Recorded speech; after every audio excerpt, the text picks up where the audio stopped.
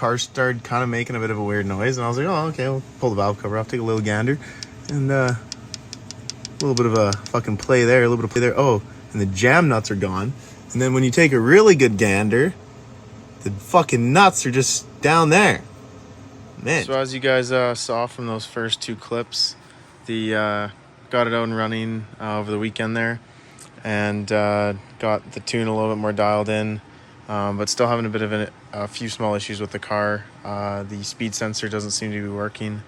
I think it's just a bad sensor. Everything on the wiring side seems to be okay, so I'm gonna buy a new one of those and go from there. But it's only there's like two maps on the Honda, and there's like a low speed table and a high speed table, and it's not triggering the high speed table because it's only staying on the low speed table.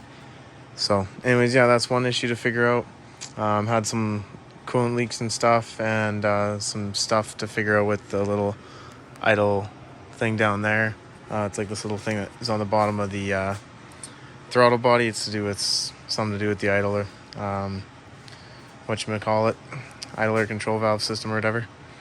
So anyways, but yeah, got the car out and running, and then after that launch in the first video, the car started making a bit of a weird noise, and when I got it home, I pulled the valve cover off, and 3 of the jam nuts on the lifters were gone.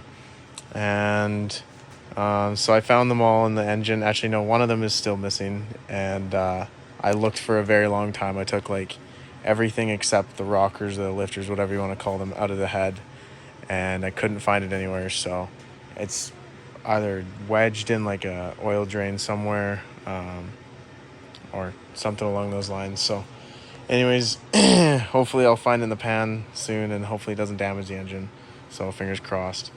But anyways, got some new jam nuts, tightened them all down really good. I'm actually going to pull the valve cover off tomorrow and just double check everything in there. I put another probably 50 kilometers or so on the engine since I set it all back up and put it all back together. But yeah, car's running really good. We're getting into like 10 pounds now. Probably a little bit early for how early the engine is, but you know, you got to send it, see what the thing will do. Little side note, Mitch's car is finally getting back ready for the roads. So we quickly pulled his engine out, gonna drop it off tomorrow at the guys that did all the machining on it, and they're just gonna quickly degree the cams. I don't have the proper tools to do all that, and nor have I never done it, so figured let them do it, professionals, and then put that thing back in with the new transmission and a few small things to button up, like a breather box and a few little tiny things. But his car will basically be ready to hit the dyno and start making some good power. He's got the 1000cc injectors in there, so on pump gas go for like 350, 400 horsepower. I think it should do it pretty good, but we got pretty bad gas up here, so who knows.